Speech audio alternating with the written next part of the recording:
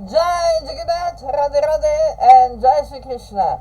So today we are going to talk a bit about Janmastami, special Janmastami edition. So, we have a nice mirror effect. So, Janmastami is the okay, let's stop. Okay. Janmastami is the day of the appearance of Krishna. Krishna is none different from Vishnu. We usually say that Krishna is an avatar of Vishnu. Why? Because he appears at the particular time in this universe, in this material world, as an avatar. This is the definition of avatar. And then he disappears after a specific period of time. Now, some people say that Vishnu is an avatar of Krishna. And the funny fact is that Vishnu is an avatar as well. The person we call Vishnu manifests as Mahavishnu, Karavadakashai Vishnu, then Garbhodakashai and Akshiradakashai. Now, usually the Shastras say that the avatars of Vishnu come through the Kshirodakashai Vishnu, who is also an avatar. But some people say that Krishna is not an avatar, he is the origin of the avatars. I think that's a technicality that we don't really need. Because Krishna says in Bhagavad Gita that he descends yada yada hi dharmasya glanir bhavati bharata abhyuttanam adharmasya tadatmanam srijamyaham, that he manifests himself through his own Shakti.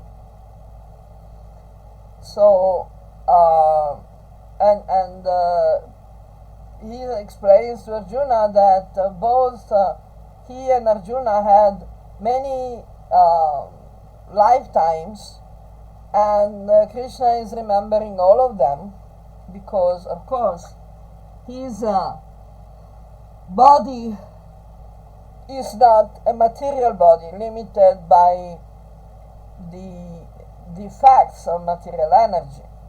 The body of Krishna and the body of all the avatars is made of pure consciousness. We also, as Jivatmas, have the possibility, we have the potential to develop a body made of pure consciousness, which is called Siddha Deha. And it is developed through the genuine practice of yoga siddhis, any type of yoga. The yoga siddhis are not the purpose of yoga, but this Siddha Deha develops automatically through the development of the consciousness. Now, whether we realize we have developed a Siddha Deha upon leaving the present material body or before that, it doesn't change much. So, how should we understand the body of Krishna? How should we understand the birth of Krishna? Krishna says in Gita, janma karma cha me divyam. One who actually understands my janma and my karma, my birth and my activities, actually becomes liberated and develops the same nature. So it means develop a Siddha Deha just like the body of Krishna and the other avatars. So how can we do that? First of all, we need to stop identifying with the gross material body. Because if we keep identifying with the gross material body, we cannot accept our true identity as Siddha Deha. Until now, everything is clear, I believe. Yes, yeah. Okay. Any questions about this? No, you Okay. can continue.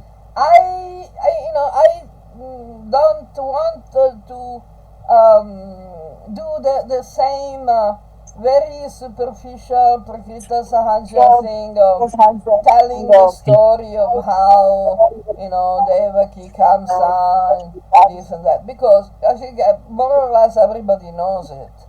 Yes. And the danger is that people become too familiar with that, so they tend to believe they already know Krishna. And that's a big danger, because if we believe we already know something, we lose the sincere desire to learn. And just the superficial knowledge of the events around Krishna's birth are not particularly impressive. And that was the problem when, especially when the British came to India, they got confused, because they were told, for example, from the Bhagavata Purana that Krishna was born in a jail and that his uncle killed all his brothers, and then Krishna was hidden in Gokula and then in Vrindavan, Gokula Vrindavan, until the age of 16. And then he went back to Mathura and killed his uncle.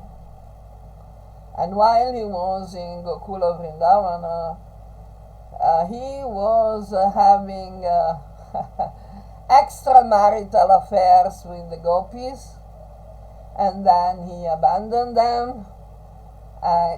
So for someone who doesn't have the concept of lila, doesn't understand that Krishna is actually not just an ordinary person, this story is very confusing. And we see not only with Krishna but also with Ram and lots of other personality of Godhead. Like Ganesh, people think that Ganesh is an elephant. Or Hanuman, people think that Hanuman is a monkey. This is the biggest obstacle to people actually appreciating Hinduism. And how can we defend Hinduism when we ourselves don't really understand it? If we ourselves have a very superficial concept, and one question of Quora was, I think it was a Muslim. I'm not sure, but in Quora, people hide behind names. He was asking, but the Hindu god Krishna used to be a thief and steal when he was a child. So shouldn't a god be more, better? Shouldn't the god know better than to steal? So, okay. how we explain to people like that the concept of lila, because Krishna had such a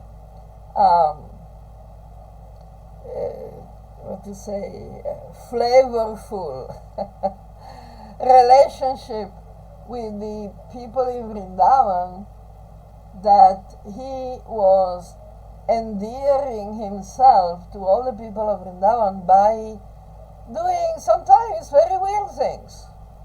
Like Bhagavatam, says that Krishna also, when he was a little child, he used to go and pinch the babies until the babies started to cry. And he was peeing on the floor just after the older gopis had cleaned the floor. That's even more, weirder than stealing the butter. But all these things are actually endearing to the people in Vrindavan. It's like when little children do things like that, the older people just laugh, say, look at that, how funny, how cute, and it helps to strengthen the relationship. Even when Mother Yashoda gets angry at Krishna and tries to tie him up because he broke all the pots of the butter, the yogurt and the butter. Still, it's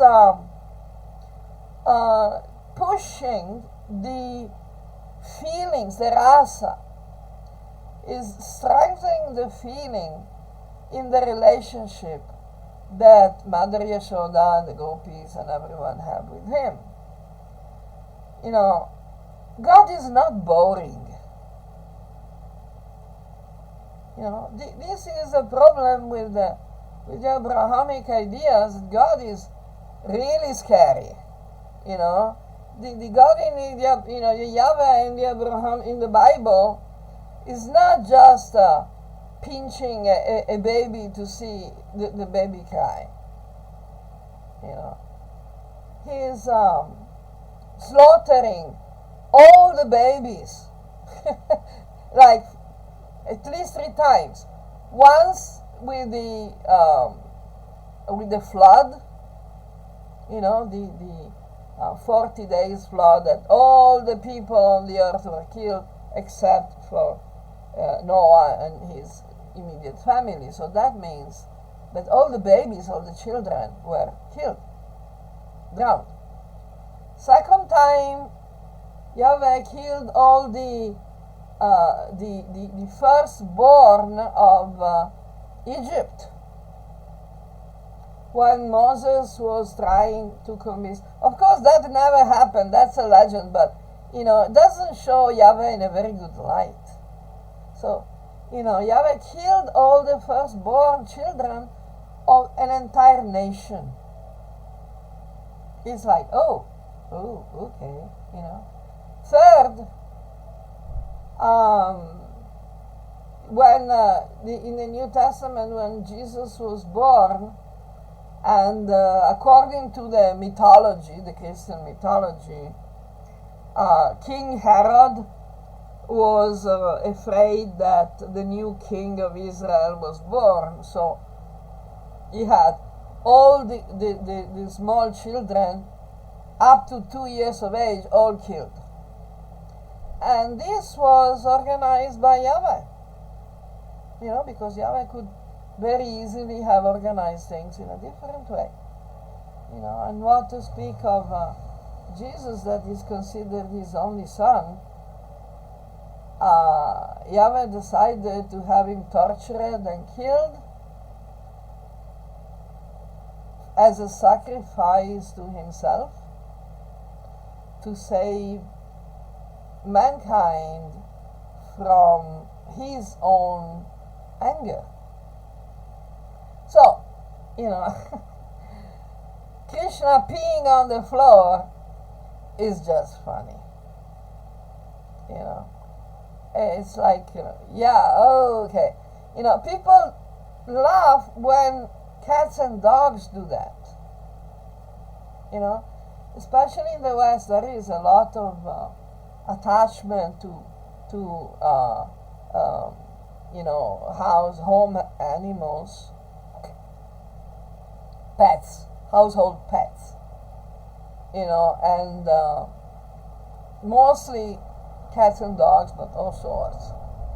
And you see sometimes while going through YouTube videos for research, I stumble on some of these videos of cats and dogs really misbehaving, destroying furniture, destroying doors, peeing, or doing everything everywhere, and still people love them, and they put the video on YouTube saying how cute they are.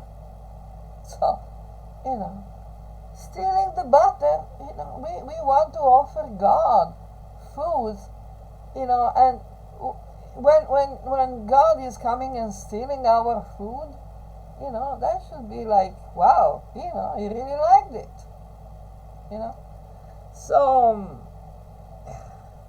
So it's actually difficult for ordinary people to actually understand Krishna.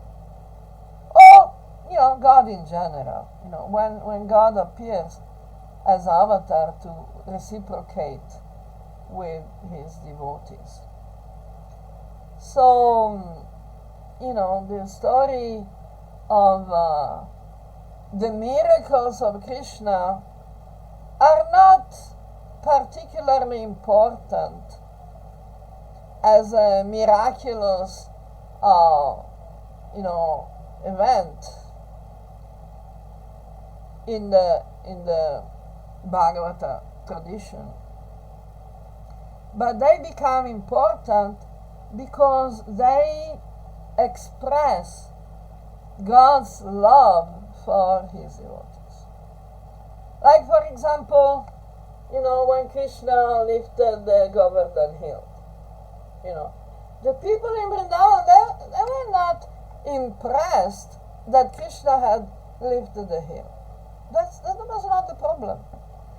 The point, even Balaram and the other, young coward boys were actually trying to help Krishna hold the hill up.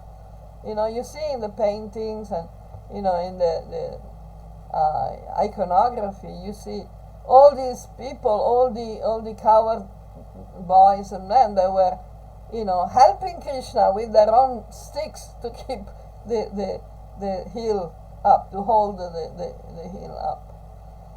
What is Yes. impressive then about Krishna lifting the Govardhan hill? It's the love that Krishna shows to the people of Vrindavan.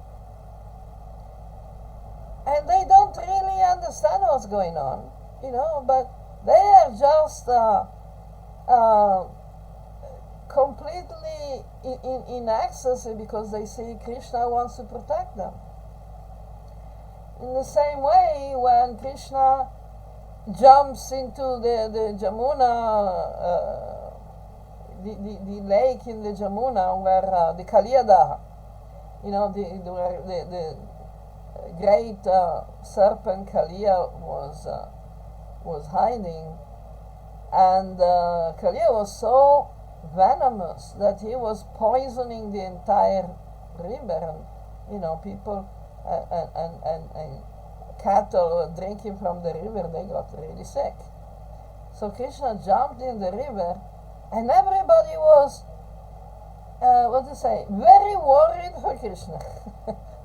So when they saw Krishna fighting with Kaliya, they were not impressed by the fact that Krishna was fighting Kaliya. They were worried that Krishna was trying to help them and he was in danger.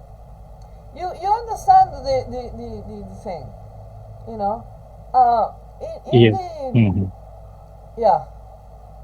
Yeah, Yeah, I said yes, yes. Like everything the is going. Okay, main idea is that the relationship between devotee and Lord, right? exactly, That's exactly. Now, in the Abrahamic ideologies, they say that Jesus was God because he made miracles. With Hinduism, doing miracles has nothing to do with being God. The real point of being God is to care for the devotees, is to exhibit, a very attractive, uh, adventures in which the avatar is not always just showing the power. Like, for example, what is the big miracle of Sri Ram going into exile for, what was that, 14 years? Or getting his wife taken away by Ravan? What is the big miracle there? No? But the point is that people love adventures. Then you just have a look at the cinema, the films, the movies that they're making. The heroes of the movies are not always winning, and they're not always necessarily showing, the power or miraculous power. But it's a story that captivates the attention of people, and people love the hero of the movie. So even if the hero doesn't show any particular, miraculous power, still they know that it's a special adventure. So they love the hero. So like, so maybe someone is just lucky or whatever, but they don't have to demonstrate their higher power. For the movie fans to celebrate when the hero wins. And this is the whole thing. God doesn't need to do any miracle, because everything is done already by Maya. It is said, Krishna in Gita says that all the activities are performed by Maya. The activities of the conditioned beings with the material body are performed by Mahamaya, by the material elements of their body and the gunas. And the activities of the avatar are performed by Yogamaya. So, God doesn't need to do anything. So why we celebrate Krishna's appearance? Because that feeling of expectation of Krishna's appearance is focusing our consciousness. So we see the circumstances in which Krishna appeared. Vasudeva and Devaki had been kept prisoners already for how many years? At least 8 years, 10 years. And all their children had been killed. So, 10 years of longing, 10 years of expectation. This is something we can understand. We can feel. Devotional sentiments are all about feelings. So we can relate to the feelings of Vasudeva and Devaki. We can relate to the feelings of the gopis, the elder gopis, the younger gopis, the other coward boys, the friends of Krishna. We relate with all these feelings, and we participate in this way. We directly participate to the adventure. Just like we watch a very interesting movie, a very fascinating movie, and practically we get inside it. We would like to be there. So this is, I believe, what janmastami is all about. We need to understand what is the meaning of the avatar. Why God is manifesting in this way. And what is, as they say, what is there for us to do. Usually during these, janmastami and similar festivals, people are fasting. Not necessarily complete fast. I remember I was amazed when I saw the Indian websites full of recipes, for fasting recipes. I'm thinking, what is a fasting recipe? Don't eat. What's a recipe there? Just don't eat. But there are different levels of fasting according to the desha kala patra, according to the person, the circumstances, the place and the time and everything. I know that many people have to work on this day. They have, in India it is a national holiday, but United States, for example, it is not.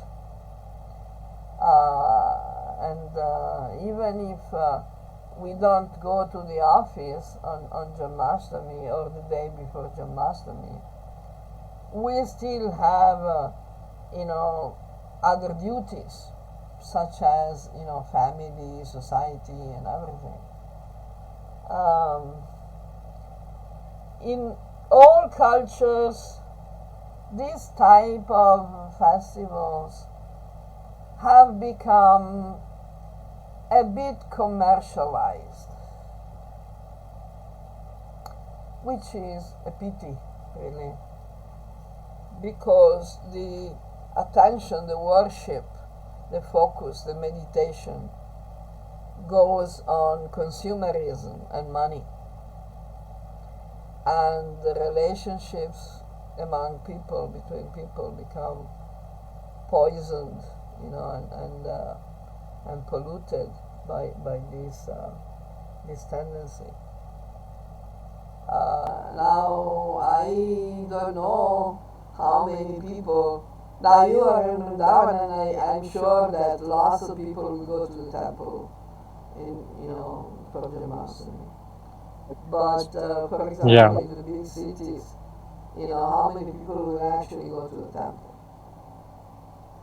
They will go to the mall and buy stuff or, gifts, right?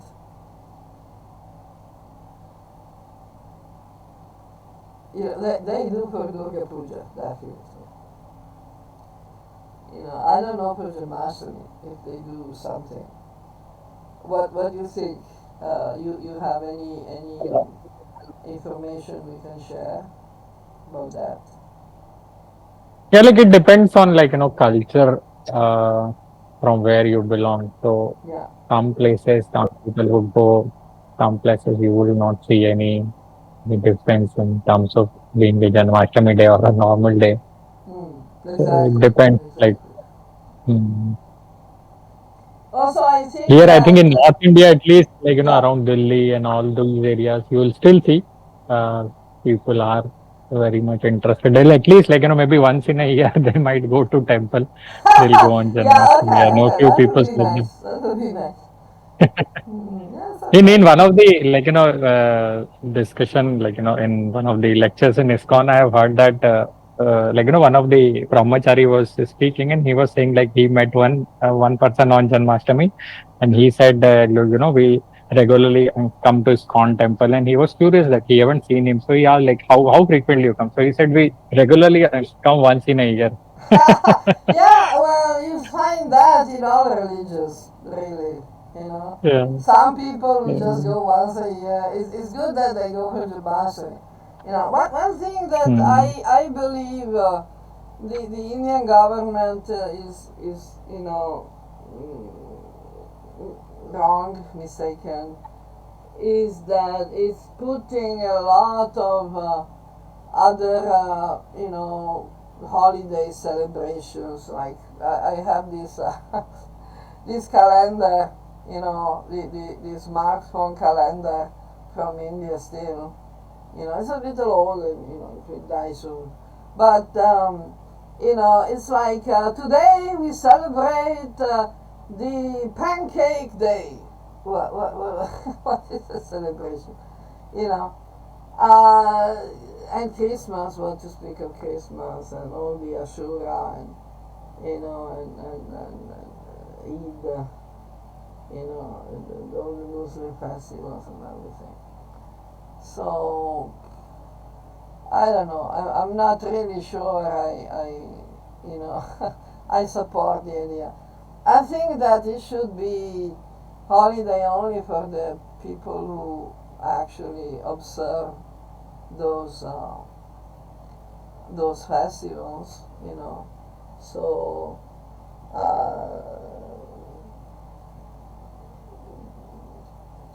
if Hindus should be able to celebrate more of their own festivals. Then I don't know why they don't celebrate. Like, for example, what about Ramnavami?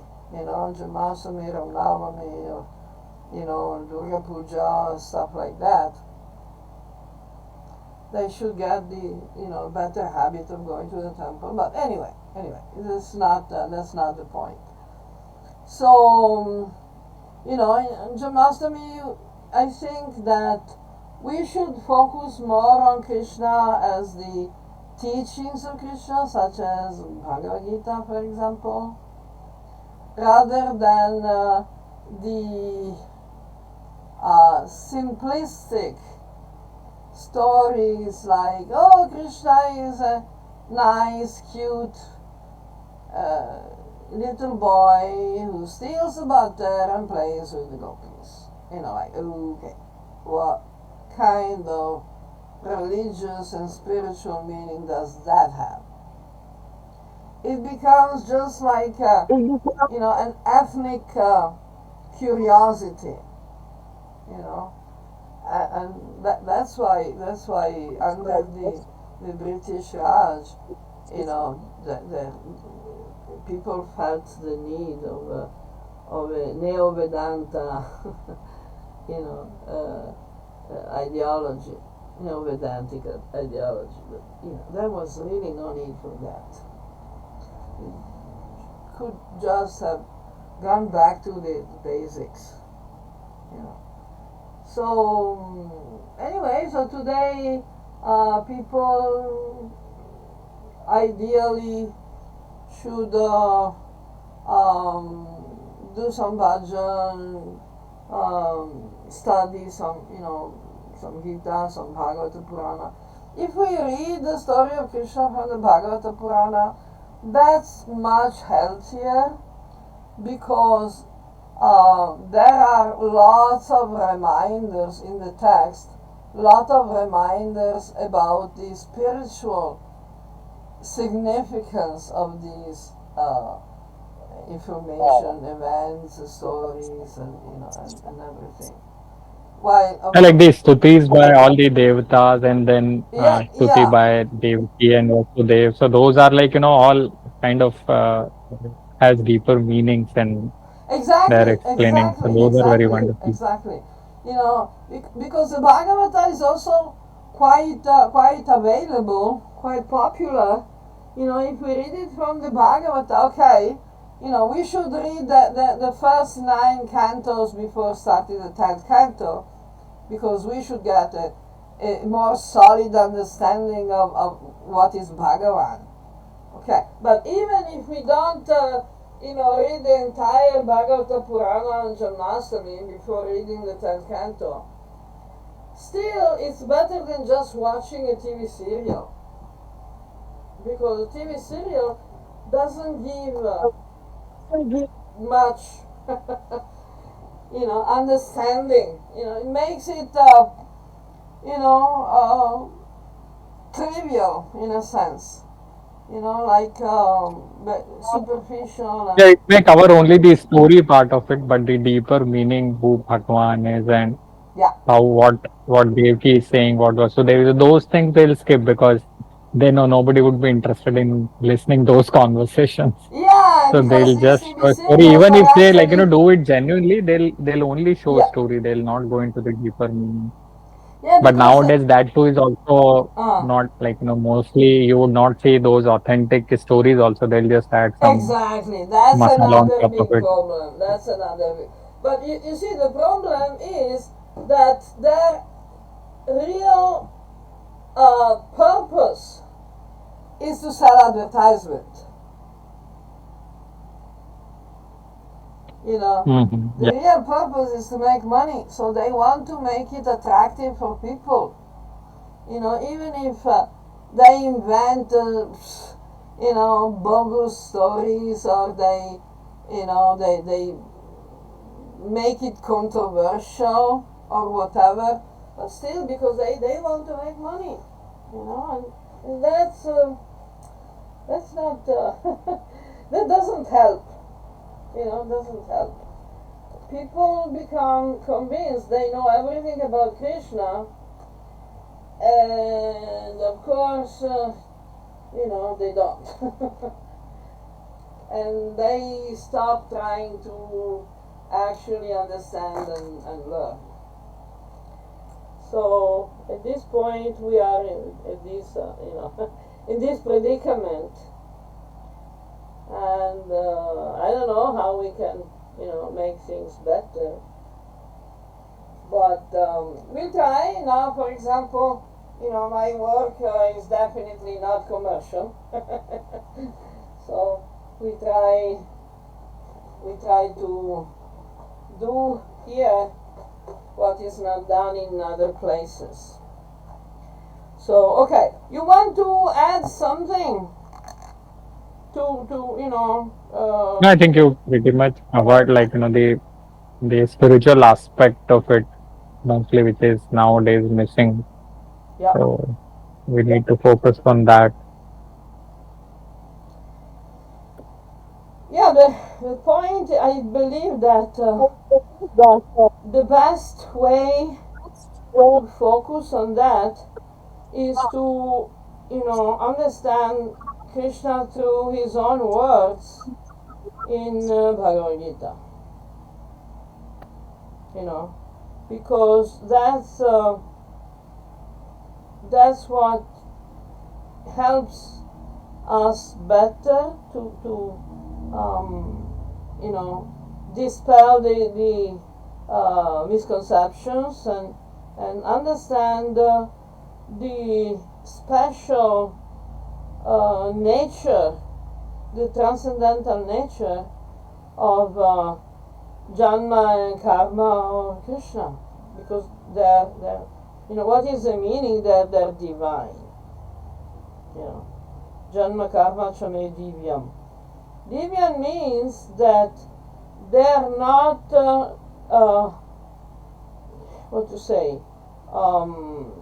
determined by material considerations and material influences. That's why we say that God is nirguna. It's not that Brahman, the impersonal Brahman, is nirguna and Krishna is saguna. Krishna is nirguna as well because he is not subject to the material gunas. So, if we understand that, we can better understand Krishna Lila. Um, so, I now today we have given more time to this, but maybe we can, Gita, we talk next time, you know. But like for example, Krishna in the Kurukshetra battle is not showing any big miracles, so why did he participate to the battle of Kurukshetra then? So Krishna doesn't need to prove that he's God, because he doesn't need people to worship him. If people understand and appreciate and worship and serve and develop a devotional relationship with Krishna, it's their benefit, not Krishna's benefit. Krishna doesn't care about being worshipped. Krishna says that everybody, Mama Vartmanu Martante Manusha Partha Sarvasa. All human beings are actually following his path because, there is a plan under everything. And Krishna is not particularly interested in being worshipped. But he says that if we become devoted, if we worship Krishna, but not, with fear or to appease him or to placate him or to adulate him or whatever, but out of love, it's different. You cannot see any actual love in most other religions, especially Abrahamic religion. Where's the love? There's no love. Where is God showing love? By killing people? Even if he's killing the enemies of his chosen people, that's still killing. Is not so much.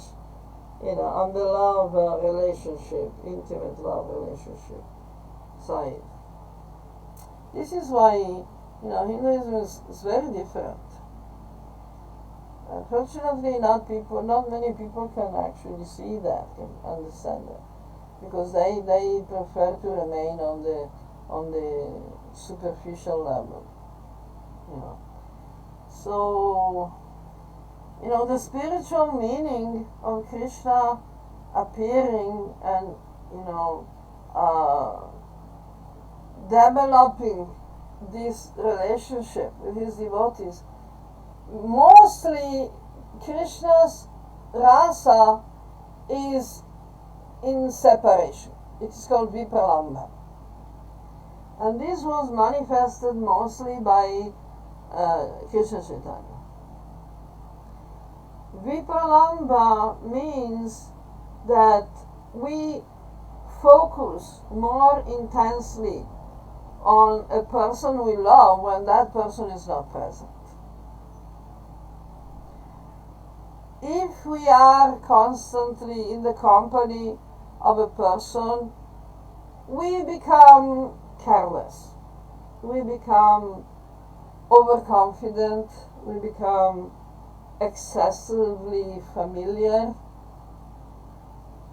and we can even end up actually neglecting that person, because we become so accustomed that we don't give the great importance.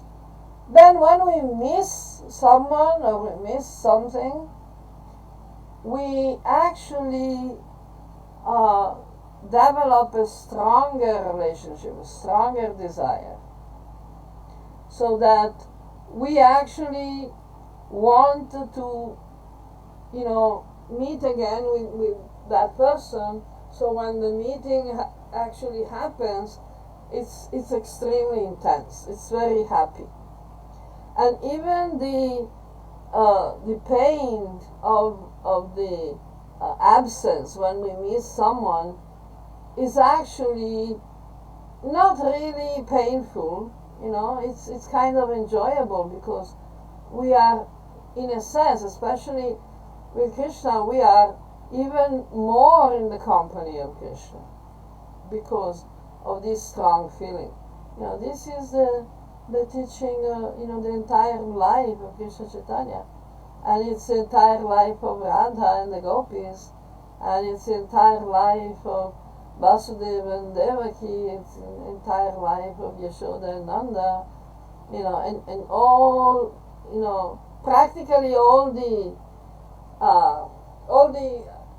associates, all the companions of Krishna and the Krishna Lila. So that is difficult to understand, but we need to experience it. If we experience it, we can see that it is so much more intense, so much more transforming, as an experience for our consciousness. Is that clear to understand? Yeah. Yeah. Do we want to elaborate more? Oh, I think Okay. maybe I'll try to listen this one again because we discussed many topics. So I want to listen it again. Maybe tomorrow I'll again Yeah, listen sure, this sure, one. sure. Now I'll put this on the channel, and also we can talk again about these topics, anytime we meet. So, okay. So I think we actually had our hour. So, Yeah. thank you for participation, and Jai Shri Krishna, and Thank Jai you, Jai Shri Vrindavan. Krishna.